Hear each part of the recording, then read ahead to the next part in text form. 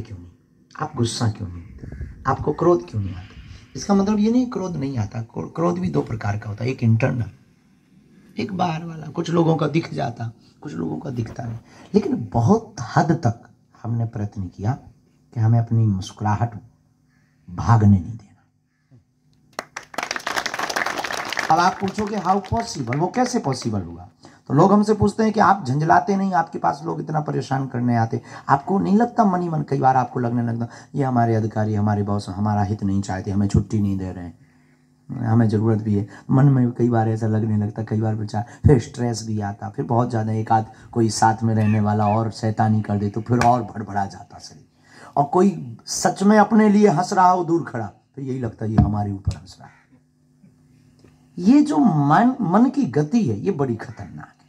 ये मन कई बार ऐसी चीजों को सत्य मान लेता है जो सत्य होती नहीं। तो स्ट्रेस मुक्ति का सर्वोत्तम उपाय, या तो आप यहाँ व्यस्त बहुत रहते पर 12 घंटे की ड्यूटी करके आए, आप 5 मिनट मेडिटेशन करिए, ध्यान। जरूरी नहीं आप हनुमान जी का करो, राम जी का करो, आप जिनको मानते अपने गुरु का ध्यान करो, अपने इष्ट का, आराध्य का। हमारे सरदार परंपरा से जो है वो अपने गुरु ग्रंथ साहब का, जिनका भाव बने। 5 मिनट आप ब्लैंक होकर के, एकदम ब्लैंक, खाली, कुछ नहीं सोचना, केवल ध्यान करो। अगर आप ओम का करो, प्रणव का, तो हमें लगता है कि आप देखेंगे 10 से 15 दिन में आपके जीवन में और आपकी बॉडी में बहुत फर्क पड़ रहा, आपके विचारों में बहुत फर्क पड़ रहा। कई बार शरीर जो आलस में, चिड़चिड़ापन में, आपके विचार बदलने लगेंगे और सुताई आपके अंदर हैप्पीनेस आने लगेगा और आप गाली में भी मुस्कुराने लगेंगे। कोई उल्टा भी बोलेगा तब भी मुस्कुराएंगे। स्ट्रेस मुक्ति का सर्वोत्तम उपाय है ध्यान, मेडिटेशन।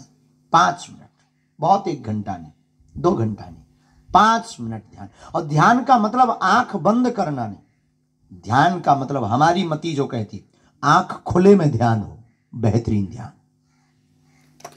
आंख खुली रहे और अपने आप को, मैं कौन हूं और इस पृथ्वी पर क्यों आए।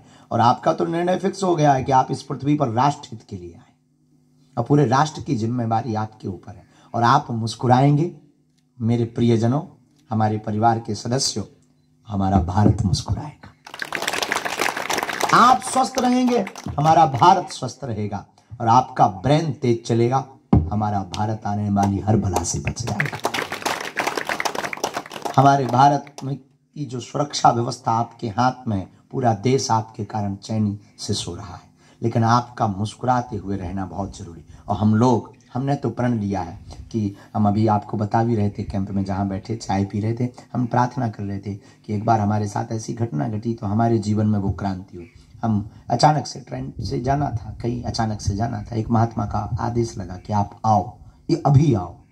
हम किसी शहर में कथा कर रहे थे, वहाँ से हमने रेलगाड़ी पकड़ी, रेलगाड़ी पर बैठे तो कुछ कोटा ऐसे होते हैं जो तुरंत टिकट मिल जाते हैं, पर उस दिन किस्मत की बात कि हमको नहीं मिली। और यही कोई 1.5-2 साल पुरानी बात, और आज तक ऐसा हुआ नहीं, पर नहीं मिली टिकट तो नहीं मिली।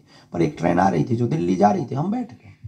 लेकिन विचित्र बात हमने अपनी आंखों से देखी, अधिकारी भी हमारे साथ में, सुरक्षा के अधिकारी भी थे, सब बैठे।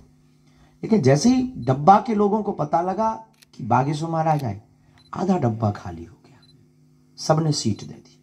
हमें खुशी हुई, अच्छा है, संतों का सम्मान किया, हमने धन्यवाद दिया, हमने सबको कहा आप लोग बैठो, हमको केवल एक सीट बैठने की चाहिए, किसी के भी साथ हम शेयर करें। लोग बोले नहीं नहीं नहीं, कुछ लोग नीचे बैठ गए, छोड़ दी, बैठे सब।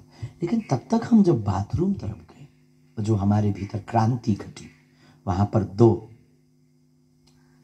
राष्ट्र की सेवा करने वाले BSF के जवान बाथरूम के पास अखबार बिछाकर बैठे थे। तब हमारे मन को बहुत पीड़ा हुई कि यह देश कितना विचित्र है।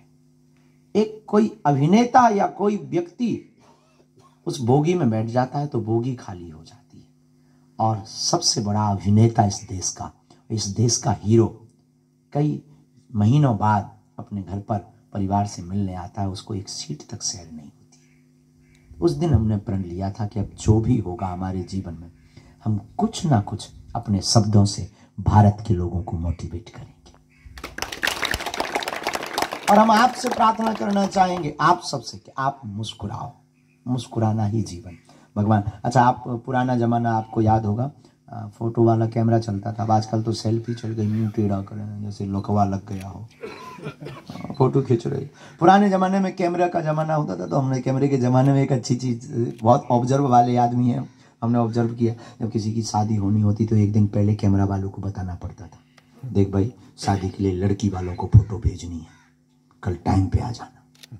फिर दिन भर कैमरे वाले का इंतजार करते, 3-4 बार पाउडर लगाकर थोड़ा बाल बाल ठीक करके लड़की को थोड़ा गोरा बदन जाना चाहिए। कैमरा वाले के भी उन दिनों में बहुत साके पड़े थे, उनकी भी इज्जत बहुत बड़ी होती। वो आता था मस्ती से, फिर लेंस साफ करता था, फिर वो चाय पीता था, तो वो पूछता था फुल खींचूं या हाफ खींचूं। अरे भाई यार जल्दी कर, 3 बार पाउडर खत्म हो गया यार।